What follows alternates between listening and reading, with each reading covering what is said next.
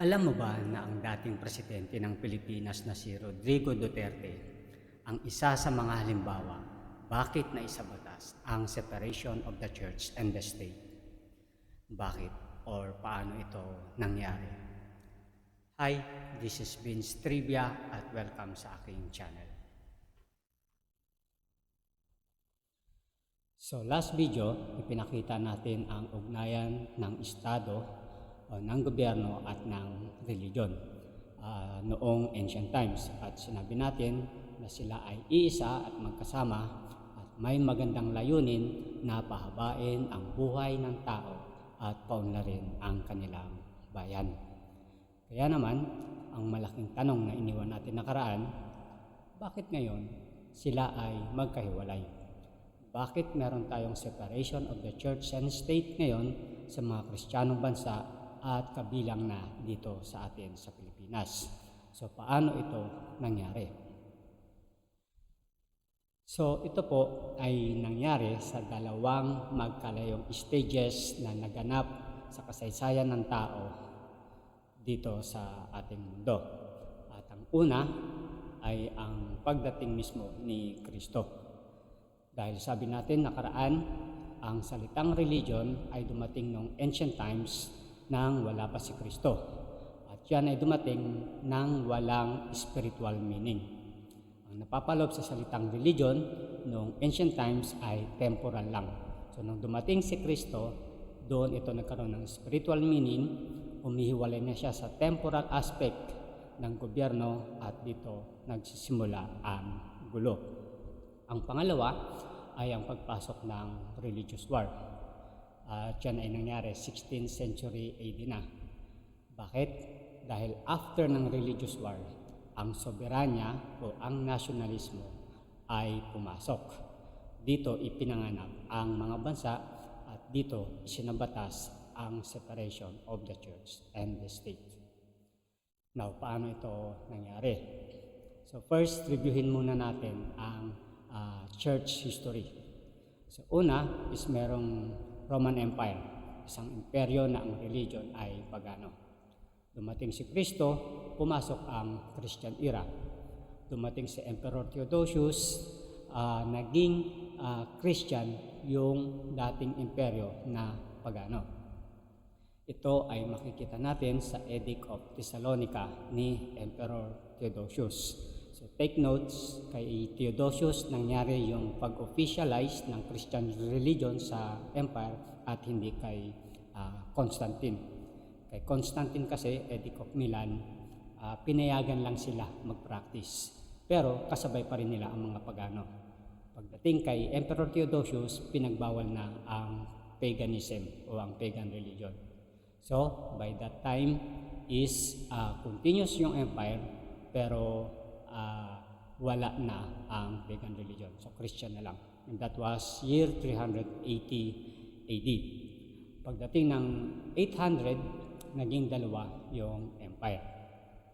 Una is yung Rome, which is the western part ng empire. Then dinala ni Constantine sa east, sa Byzantine, na unang tinawag niya munang Constantinople. Ito yung ginawa niyang capital. Then later on, tinawag na Byzantine Empire. So yung Rome, naiwan na. Since malayo ito, malayo yung Constantinople, napabayaan na ito ng emperor. Kaya yung Pope ang tumayong political leader ng mga panahon na yun. Siya ang humarap sa mga barbaric conquerors na sila Attila the Hun at saka kay Gaiseric the Vandals. But later on, ay humingi na rin siya ng tulong sa Frankish kingdoms. Ito ay bago lang na-convert at ito ay nasa bahagi ng France at Belgium at ito ay nilapitan ng Papa at siya ay tumayong gobyerno or protector ng Holy Roman Empire. Sa mandate niya na protektahan yung Christian religion doon, tinawag itong Holy Roman Empire. At yun yung West Empire. So yung East, yung sa Constantinople, ang namumuno dyan ay 4 or 5 patriarchate. So 5 sila, pare-pareho sila, pantay-pantay sila. Hindi katulad sa West na ang Papa lang ang pinaka-leader. So, dalawang empire parehas siyang lumago. Pero yung sa East ay nagtagal lang hanggang 1453 dahil kinuha ito ng mga Muslim. Habang yung sa West ay nagtagal hanggang sa panahon ni Napoleon Bonaparte, 19th century AD. Pero bago dumating si Napoleon Bonaparte, dumating muna si Martin Luther. At sa panahon ito, 16th century, pumasok ang Reformation era. At sa panahon din yan, pumasok o nangyari ang mga religious war. By the year 1555, nangyari ang Peace of Augsburg. Taong 1648 naman, nangyari ang Peace of Westphalia. Dalawang kasunduan na tumapos sa labanan ng mga Katoliko versus Lutherans, Martin Luther na religion, at Katoliko versus Reformed Christian or Calvinism, religion na pinasimulan ni John Calvin. Sa Peace of Westphalia, nasa 300 ang lugar na nagkaroon ng soberanya. Ibig sabihin, papayagan na silang humiwalay sa imperyo, papayagan na silang magtayo ng sarili nilang gobyerno at mamili ng religion na gusto nila. Pero by that time, dalawa lang ang pamimilian. Yung pinasimulan ni Martin Luther at yung pinasimulan ni John Calvin. Marami pang sekta ang lumitaw o sumulpot during that time ng Reformation. At dito nagsimula ang totoong gulo. Bakit? Dahil sa mga sektang ito nangyari ang literal na union ng state at religion o ang pagsasama ng estado at simbahan. At isa na nga dito ang Calvinism. Ginawa itong state religion ng Zurich at saka ng Geneva, Switzerland at saka sa ibang lugar pa.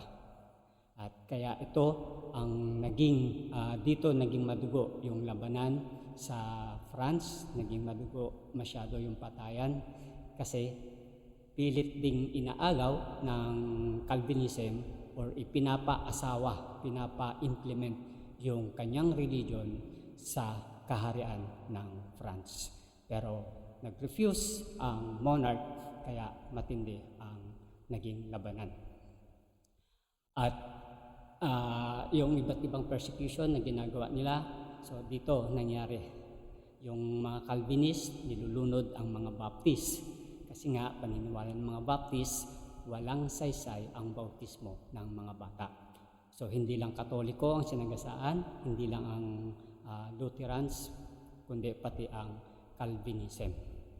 At yung hindi naniniwala sa Trinity ay nililitis nila at ipinapapatay sa gobyerno. So persecuted ng malalaking sekta ang maliliit na grupo noon at ito ang nagbigay sa mass immigration sa Amerika. Kasabay ng colonization dito ng British Empire, ang Amerika ay ipinanganak dahil sa religious persecution sa Europe. At sa kapanganakan nito, dito isinabatas ang paghihiwalay ng estado at ng simbahan. At nang masako naman tayo ng Amerika dito sa Pilipinas, ipinamana sa atin yung batas na yan. Now, ano talaga ito at bakit naging batas sa Amerika? Para maintindihan natin, tingnan natin ang mga tanong. Unang tanong, since ang war ay nagsimula kay Martin Luther, inatake siya ng Holy Roman Empire, ang emperor noon si Charles V, dahil nakabuo ang grupo ni Luther ng mga sundalo. Ito yung tinatawag na Schmalkaldic League, mga bayan na suportado si Martin Luther at ihiwalay na sila sa empire, sa Katoliko. So, inatake sila ng gobyerno ng simbahan at dito nagsimula ang gulo. So, ibig pong sabihin nito, ang simbahan ng Katoliko at ang gobyerno nito ay iisa at magkasama? Ang sagot po ay hindi. Magkahiwalay ang institusyon ng simbahan at ng gobyerno nito. Actually, lumalabas nga, walang gobyerno ang simbahan. Bakit? Dahil ang Rome, yun ang gobyerno. May gobyerno ito, may religion ito, at matagal na itong nakatayo, at tinanggal nila, pinalitan nila ang religion nila, kinuha ang Christianity. At nang magsama sila, yun ang maging religion ng Rome, lagi silang nag-aaway. Umpisa pa lang, magkaaway na sila. Si Constantine, nakaaway si Athanasius. Si Constantius, pumalit kay Constantine, kaaway niya si Pope Liberius. Ipinatapon ng mga emperor na ito ang mga taong simbahan na ito. Ang issue nun, pagka-Diyos ni Kristo at saka ang simbahan na paghahatian nila. So yan ang madalas na awayan noon hanggang ngayon. Yung orthodoxy, tamang aral, at saka yung management doon sa territory. Sumunod na emperor, si Theodosius, siya yung nag-officialize ng Christian religion. Ang kaaway niya ay si Bishop Ambrose ng Milan.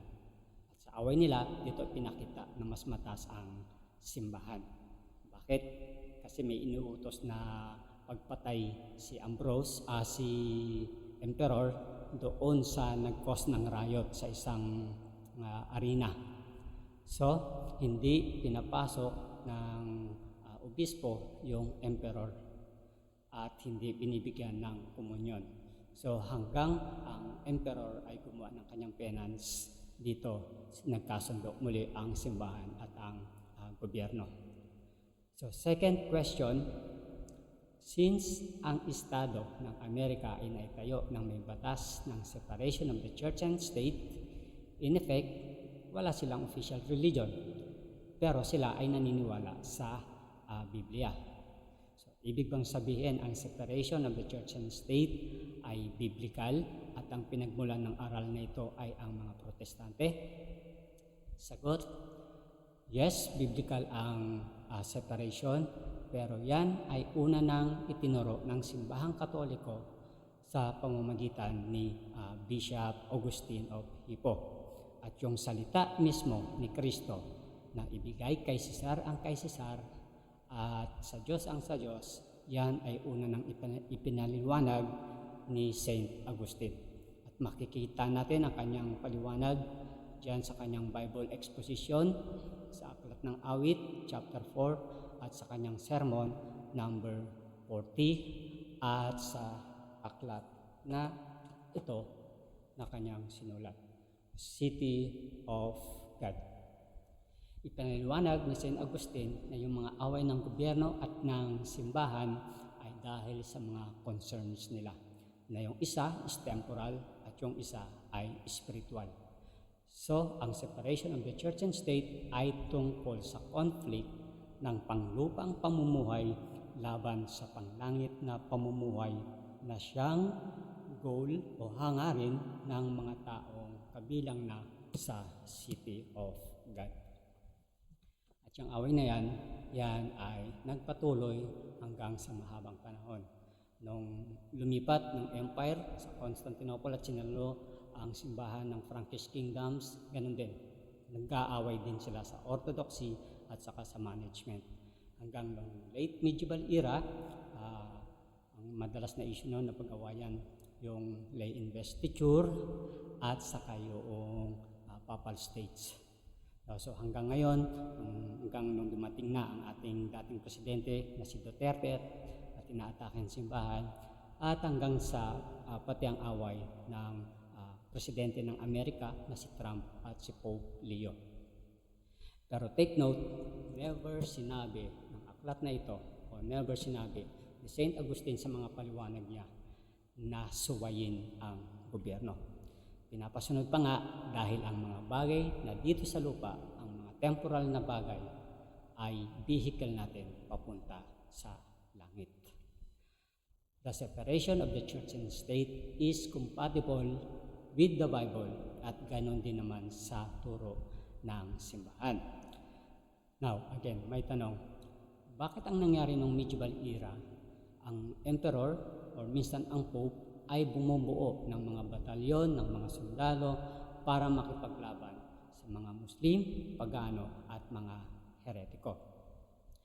First, dahil yan sa prinsipyo na ang religious uniformity ang makapagbibigay ng peace and order sa isang nasasakupan ng isang community.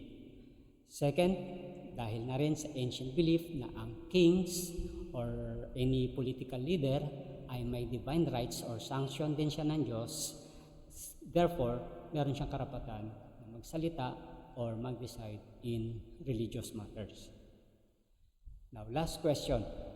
Bakit kailangang harangin ng gobyerno ng simbahan ng Katoliko ang paghihiwalay ng Protestante? Ba't hindi na lang hinayaan ang grupo ni Martin Luther na magkaroon ng sarili nilang religion para hindi na napunta sa digmaan? Well, yan ay dahil sa ang religion ang tumatayong magulang ng imperyo. At noong panahon na iyon, 17th century AD, Anno Domini, ang konsepto ng isang bansa ay papasok pa lang. At sa buong buhay ng tao, during those times, ang naging gabay sa lahat ay ang religion. Hindi lang ang paniniwala, kundi yung buong institusyon, yung institusyon mismo ng religion ang naging gabay. Sabi natin nakaraan, maging ang medical needs ng tao ay nakasalalay sa religion. And that is not simply praying, pagdadasal sa Diyos na gumaling. Yan ay may ritual. Habang ginagamot, merong orasyon o ritual na ginagawa yung kaparian. At syempre, ang ritual ay galing sa religious institution. So, ibig sabihin, mas mabigat ang kalayaan sa religion compared sa isang bayan na sinakop lamang ng isang dayuhan. Ang religion ang ina ng sibilisasyon.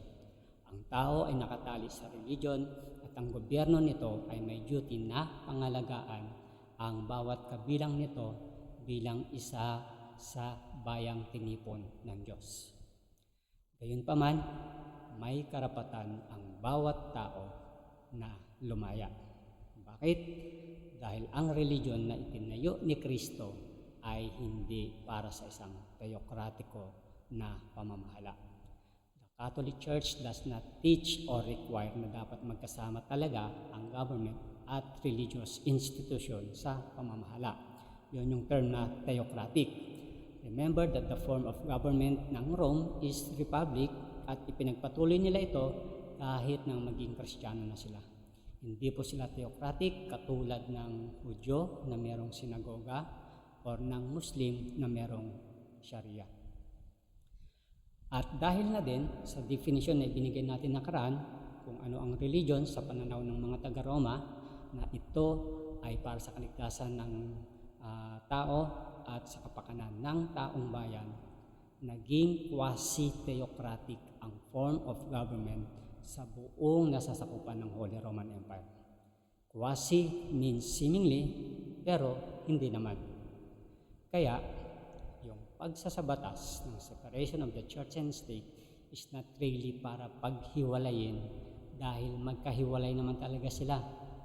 At lalong hindi para itulak ang simbahan in a far distant area in isolation katulad ng ginagawa ng mga politiko ngayon sa atin.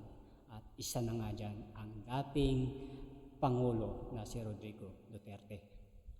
Ang batas ng paghihiwalay na ito ay ginagamit ng mga politikong ito either para mamulitika or ipahiya ang simbahan at kalatkarin sa madilim na bahagi ng kasaysayan ng religious world. But the question is, ang simbahan ba ang tinutukoy ng batas ng paghihiwalay? Hindi po. Dahil according to this book,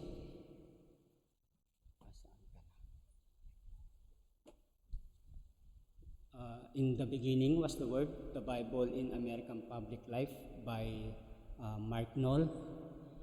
Yung batas na nagsasaad ng paghihiwalay ng simbahan at ng Estado na inilagay ng Amerika sa kanilang konstitusyon at kinilala ng mga estado noong 1883. Yan ay una ng batas sa Virginia noong 1791, kung saan mayroong Anglican Church na binuwag ng mga migrants doon. Ito yung mga migrants na nagsitakbuhan mula sa Europe dahil sa religious persecution.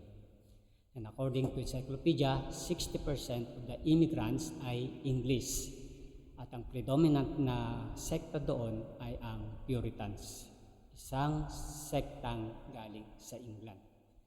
Kaya, ang pinatutungkulan ng pagsasabatas ng paghihiwalay ay walang iba kundi ang Anglican Church. At ang umabuso sa kapangyarihan ay ang politikong si Henry VIII. Nang isabatas niya ang Act of Supremacy ng kanyang bansa, ng kanyang kaharian. Ito ay batas ng pagsasanid ng kapangyarihan ng simbahan at ng gobyerno sa kamay ng isang hari. At nang gustong i-extend ng mga sumunod na hari ang batas na yan doon sa mga colony nila sa Amerika, dito na binuwag nila ang Anglican Church at nilabanan nila ang batas na ito. Sa mga katwid, ang batas ng Act of Supremacy ni King Henry VIII ang pinatutungkulan ng batas ng separation of the church and the state. Sinasabi kasi ng batas na ito na siya na ang gobyerno, siya pa ang simbahan. At dahil siya ang simbahan, siya ang magdidikta kung paano sasambahin o kung paano kikilalanin ang Diyos. And this Act of Supremacy is a blasphemous act. Ito ay isang malaking paglapastangan sa Diyos at ito yung mga pinapatawan ng parusang kamatayan noong ancient times. And this blasphemous act is the same sa ginawa ng dating presidente si Rodrigo Duterte. Minura nito ang Pope, minura nito ang Diyos ng mga Kristiyano, hinamak nito si Kristo, at sinisira niya ang simbahang Katoliko. Tinatanggalan niya ito ng karapatan sa publiko nang sitahin niya ang simbahan sa paghingi ng sasakyan sa PCSO para sa charity work ng simbahan. And in doing this, he invoked this term, separation of the church and the state. So this is a systematic act, a systematic attack. Ito ay pagharang sa karapatan ng mamamayan sa kanilang reliyon. Ang pagkuha ni Henry VIII sa religion ng kanyang bayan, sinisira nito ang authority ng simbahan. At ang ginawang pag-atake ni Duterte sa simbahan, kinukuha niya ang authority na iyon. Binibigyan niya ang sarili niya ng pribilehiyo na maging katiwala ng Diyos o magmukhang Diyos. Yan ang tinatanggal ng mga taong bayan sa isang politiko nang isabatas ang paghihiwalay ng Estado at ng simbahan doon sa Amerika.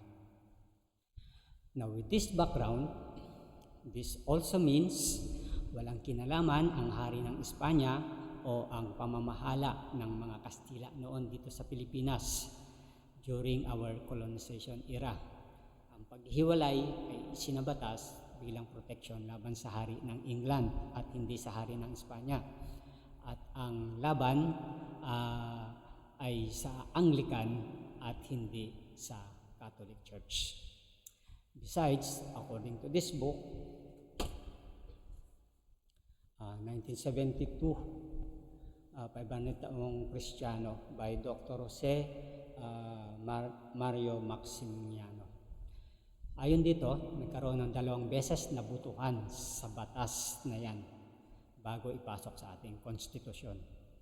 Magkahiwalay ba or magkasama ang gobyerno at simbahan? At sa 50 katao na nagbotohan, isa lang ang lamang. Isa lang ang lumamang sa may gusto na magkahiwalay. So, that event suggests na yung mga ama ng ating bansa did not readily accept yung gusto i-impose ng mga Amerikano. siguro para makapag-evangelize sila, makonvert din nila yung iba, which is tama in a sense, pero ang tanong, tama ba yung ituturungan nila? So, yung 25 out of 50 na result, tayo kasi sa una eh. Then sa pangalawa, lumamang na ng isa yung may gusto hiwalay. Kasi may nag-abstain nung unang botohan, then sinira o tinanggal niya yung tie, pumoto siya sa against na magkasama. So that result would not mean meron talagang obvious, malaki na abuso sa simbahan during that time. Or kung meron man, alam nila yung pagkakaiba ng isang colonizer sa isang misyonaryo, sa isang taong simbahan, sa isang taong gobyerno, na actually hanggang doon, pati sa bansa ng Spain, magkaaway din o nag-aaway din ang gobyerno at ang simbahan nila. In short, dapat hindi natin batas ang separation of the church and state. But what happened is natalo. So ngayon, ang lagay, meron tayong batas na yan sa ating bansa, sa ating konstitusyon. But all of this background suggests sa Amerika man, sa Pilipinas, sa history, sinasabi na ang separation of the church and state ay hindi kailanman pribilehiyo ng mga politiko para sitahin ang religious institution nito. Sabi natin sa una, ang bayan ay binuo ng religion. Ang gobyerno lang ang nagbigay ng boundary nito. So, mas mataas kung tutusin ang religion kaysa sa gobyerno. Ang paghiwalay ng gobyerno at estado ay proteksyon para sa pagsamba ng tao sa kanilang Diyos. Ito ay pag-delegate ng dalawang kapangyarihan sa dalawang magkaibang institusyon. Ang kapangyarihan ng politiko sa temporal na bagay at ang kapangyarihan ng simbahan sa espiritual na bagay. Ang pagkuha o pangingialam sa karapatan ng simbahan ay maliwanag na idolatry. Dahil ito ay katulad lang ng pagbabasag ng mga larawan o ng mga rebulto ng simbahang Katoliko. Binasag mo ngayon rebulto, naglagay ka naman ng gobyerno o politiko sa gitna ng Diyos. This is actually modern idolatry. Biblical times, New Testament era, pinahiwatig yan. Nang kabitan ni Haring Herodes ang templo ng mga Hudyo ng Agila, a symbol of Roman government. Ibig sabihin, ipinapasa ilalim mo or natin yung ating religion, ating paniniwala sa Diyos sa intervention o sa kamay ng isang politiko o ng isang gobyerno. So that is idolatry. So, ang separation of the church and state ay paalala sa mga magkakaroon ng posisyon sa gobyerno. Kaya naman, nang tuluyan ng mabuwag ang Holy Roman Empire, tuluyang humiwalay ang mga estado sa pamumuno ng simbahan, for the last time kasi kinuha ito ni Napoleon Bonaparte. At muli, nagpapaalala ang Papa na si Pope Pius XI. At yan ang kanyang paalala. Gayunman, hindi nagtatapos sa mga politiko ang paalalang yan. Maaring kunin ng gobyerno ang karapatan ng tao sa religion, pero maaari ding kunin ng religion ang karapatan ng tao bilang sibil, bilang mamamayan. Sa oras na mag-impose ang religion ng gawaing pang-sibil o nang wala sa kanilang katuroang pang-reliyon or hindi akma sa mga prinsipyong pang-reliyon, ito ay pag-cross ng line sa division na inilagay mismo ni Kristo. Ito ay maliwanag na pang-aabuso, kaya't bantayan natin ang ating mga kinaanibang religion. Kapag ang pari nyo, ang pastor nyo o ang ministro nyo ay nagpamasahe ng katawan, ibang usapan na po yan. In the meantime, ang nangyari o ginawa ni Haring Henry VIII ay isang maliwanag na pagmamalabis sa kanyang kapangyarihan at paghamak sa Diyos. At ito ay nais gayahin o nais ulitin ng ating nakaraang Pangulo na si Duterte. Actually, ito ay nauulit na ngayon sa bansang China. Hawak din ng China ang religion ng mga tao doon. At alam naman natin na idol ni Duterte ang China. Kaya nais niya itong sundan ang kanyang yapak sa pagkontrol ng religion ng tao. Now, sinabi ni Duterte na mawawala ang Catholic Church in 25 years. Bakit kaya? Well, siguro may nakita siyang factor na ikababagsak ng simbahan. Pero actually, yan ay dati nang sinabi or meron ng unang nagsabi ng ganyan. At ito ay hindi lang Katoliko ang mawawala, kundi buong reliyon, buong paniniwala sa Diyos. Ito daw ay mawawala. Sino ang nagsabi nito at paano niya nasabi? Yan ang ating pag-uusapan sa susunod nating video.